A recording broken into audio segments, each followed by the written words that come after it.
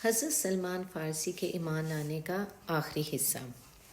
میں نے سارا مال ان کے حوالے کر دیا اور انہوں نے مجھے اپنے ساتھ سوار کر لیا۔ جب ہم وادی القریٰ میں پہنچے تو انہوں نے میرے ساتھ دھوکہ کیا اور مجھے ایک یہودی کے ہاتھ فروخت کر دیا۔ مجھے مجبوراً اس کی غلامی میں رہنا پڑا، لیکن کچھ عرصے کے بعد بنو قریظہ میں سے اس کا چچا زاد بھائی ملنے کے لیے آیا اور اس نے مجھے خرید لیا اور اپنے ساتھ یثرب لے گیا۔ وہاں میں نے کھجوروں کے وہ باغات دیکھے جو اموریہ کے پادری نے مجھے بتائے تھے۔ میں نے دل میں سوچ لیا کہ یہی میری آخری منزل ہے۔ میں یہاں غلامی کے دن گزارنے لگا، دن بھر ان کا کام کرتا اور زندہ رہنے کے لیے معمولی سا 2 وقت کا کھانا مل جاتا۔ یوں ہی میری زندگی کے دن گزرنے لگے۔ ان دنوں نبی پاک صلی اللہ علیہ وسلم اپنی قوم کو دین اسلام کی دعوت دینے میں مصروف تھے، لیکن میں غلامی کی وجہ سے آپ کے متعلق زیادہ معلومات حاصل نہ کر سکا۔ تھوڑے ہی عرصے بعد نبی پاک صلی اللہ علیہ وسلم ہجرت کر کے یثرب پہنچ گئے۔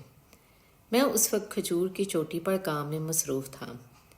میرا آقا نیچے کھجور کے درخت کے پاس بیٹھا ہوا تھا۔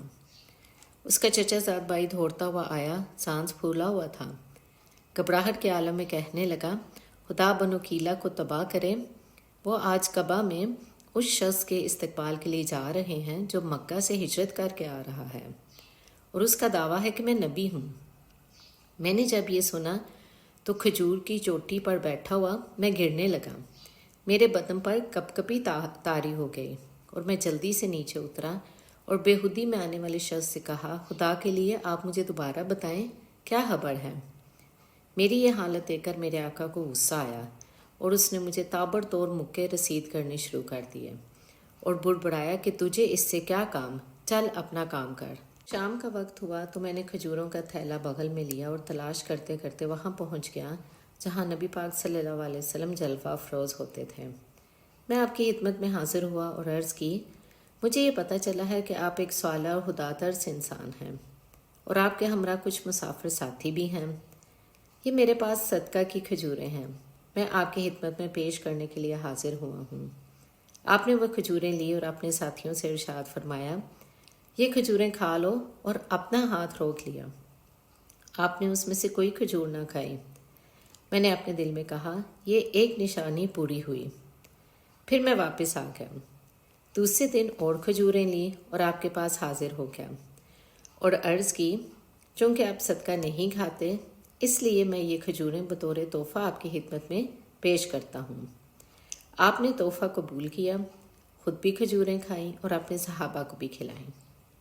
میں نے دل میں سوچا، یہ دوسری نشانی پوری ہوئی۔ پھر میں تیسری مرتبہ رسول اللہ صلی اللہ علیہ وسلم کی خدمت میں حاضر ہوا۔ اس دفعہ آپ جنت البقیع میں اپنے ایک صحابی کی تدفین کے سلسلے میں تشریف فرما تھے۔ اس وقت آپ نے 2 چادریں زیب تن کی ہوئی تھیں۔ میں نے سلام عرض کی، میں آپ کی مہر نبوت دیکھنے کی کوشش میں تھا جو اموریہ کے پادری نے مجھے بتائی تھی۔ نبی پاک صلی اللہ علیہ وسلم نے جب مجھے دیکھا تو آپ سمجھ گئے کہ میں کیا چاہتا ہوں۔ آپ نے اپنی چادر مبارک کندھوں سے نیچے سرکا دی۔ میں نے آپ کی مہر نبوت دیکھی تو پہچان گیا۔ میں اسے چومنے کے لیے جھکا اور زاروں قطار رونا شروع کر دیا۔ رسول اللہ صلی اللہ علیہ وسلم نے جب میری یہ حالت دیکھی تو شفقت سے مجھے تھپکی دی اور اپنے پاس بٹھا کر فرمایا، کیا بات ہے، کیوں روتے ہو؟ میں نے اپنی پوری درد بڑی داستان آپ کو سنائی اور آپ نے اسے بڑی دلچسپی سے سنا اور مجھے فرمایا کہ ان ساتھیوں کو بھی یہ داستان سنا دو۔ میں نے انہیں اپنی تمام داستان سنائی۔ وہ سن کر بہت خوش ہوئے کہ میں نے بڑی محنت کے بعد اپنی منزل کو پا لیا۔ سلام ہو حضرت سلمان فارسی پر جس دن وہ حق کی تلاش کے لیے گھر سے نکلے۔